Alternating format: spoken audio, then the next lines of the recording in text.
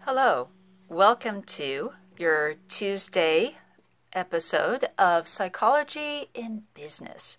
I'm Lori Van, and this is part 3 in a series of helping you understand the connection between business and psychology and how to improve employee performance, which in turn can also help your bottom line.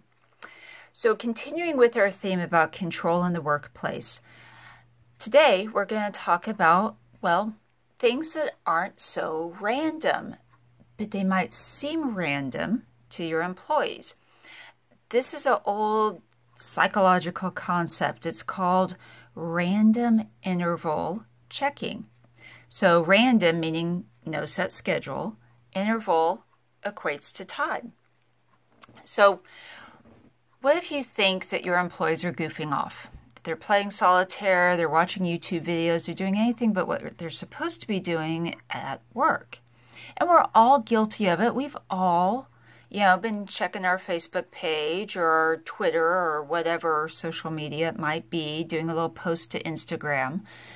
But when you're an employee, you're paid to work, to be there, unless your job is in social media, and then you're supposed to be doing all of those things for the company, not on a personal level.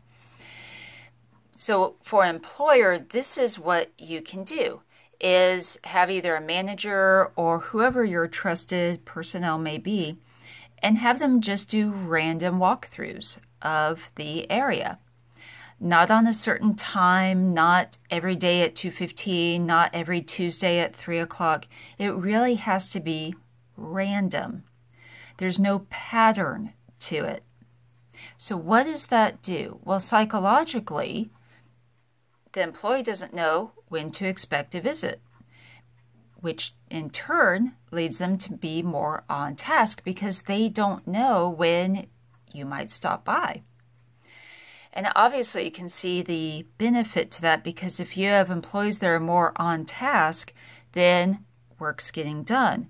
Things are more productive, they're less distracted, and that may also equate to fewer mistakes. And we know that fewer mistakes equate to, better finances, because mistakes cost us money. So this is just something I want you to keep in mind. It's an easy practice, and you can set random alarms each day, or not even do it on a daily basis. You could do it a couple times a week. Shake it up. One week do it a couple of days, the next week do it every day. But that key is that it's random. And that way staff don't know when you're going to be checking on them. And that means that they are going to be more focused. Again, just trying to emphasize this. So this is an example of positive control in the workplace. Instead of micromanaging, where you're over their shoulder every single minute of the day, where you're watching every single phone call, where they feel like they're just trapped, which is not productive. That just builds resentment. We've covered that in the previous 2 videos. But this is a more positive level of control, where they don't know when it's coming, but they also don't feel like you're watching every single second of their life. So it's, you could say, a balanced control. So these are just some additional tips on control.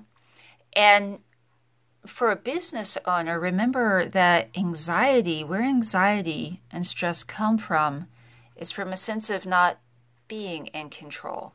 Anxiety is the absence of control. That's one of those key themes that I throw out there. So you want to focus on things that are in your control without trying to over-control or micromanage things. Happiness is always in the middle. When we go to extremes, when we're trying to control too much or anything and everything, things actually become out of control. The opposite end of the spectrum, when we don't try to control anything, when we just let things, whatever, kind of a laissez-faire attitude, that's complete chaos. There is no good that comes from that. And that's true in the work world. It's true in the parenting world. So there must be a balance. So additional episodes of our Psychology in Business series, we're going to look at some boundaries in the workplace. What's appropriate to talk about and what's inappropriate. What's going to give you a more positive reputation and what may take away from it.